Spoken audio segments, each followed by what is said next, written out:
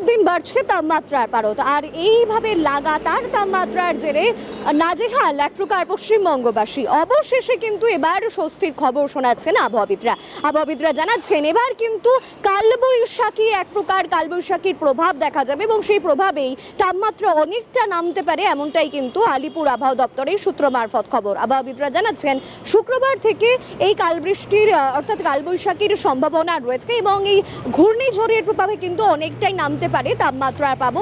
আবহাওয়াবিদরা জানাচ্ছেন যেটা সম্ভাবনা রয়েছে যে আজকে যেরকম তাপমাত্রা বৃদ্ধি পাবে সেরকম কিন্তু একইভাবে যেটা জানা যাচ্ছে বৃহস্পতিবারেও কিন্তু তাপপ্রবাহ চলবে।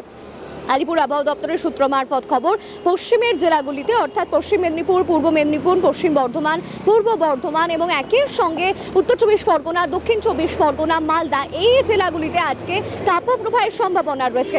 সেই একই সঙ্গে কিন্তু তাপপ্রবাহের সম্ভাবনা রয়েছে বৃহস্পতিবারও এই জেলাগুলিতে তাপপ্রবাহ চলবে এবং কলকাতাতেও কিন্তু গরম এবং আর্দ্রতাজনিত যে একটা অস্বস্তি সেটাও কিন্তু বজায় থাকবে আজকে এবং বৃহস্পতিবার এবং শুক্রবার অর্থাৎ বৃহস্পতিবার রাত থেকেই কিন্তু বৃষ্টিপাতের একটা সম্ভাবনা রয়েছে এবং যেটা জানা যাচ্ছে যে শুক্রবার দিন এক প্রকার বৃষ্টিপাত হতে পারে। শুক্রবার দিন সকালের দিকে পশ্চিমের জেলাগুলিতে হালকা থেকে মাঝারি বৃষ্টিপাতের সম্ভাবনা রয়েছে এবং তারপর শনিবার কলকাতা সহ গোটা দক্ষিণবঙ্গ, কলকাতা, হাওড়া, হুগলি, উত্তর চব্বিশ পরগনা, দক্ষিণ চব্বিশ পরগনা, নদিয়া, মুর্শিদাবাদ এই জেলাগুলিতে বৃষ্টিপাতের সম্ভাবনা এবং সেই বৃষ্টিপাত চলবে রবিবার পর্যন্ত এবং এই বৃষ্টিপাতের জেরে অনেকটাই নামতে পারে তাপমাত্রার পারদ।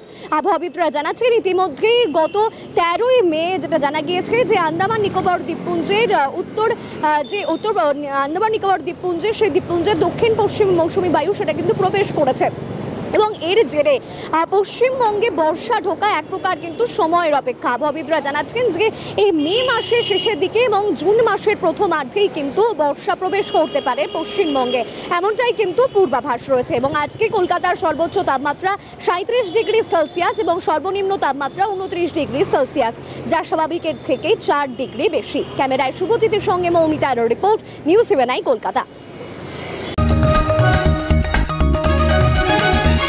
आप देख रहे हैं न्यूज UNI।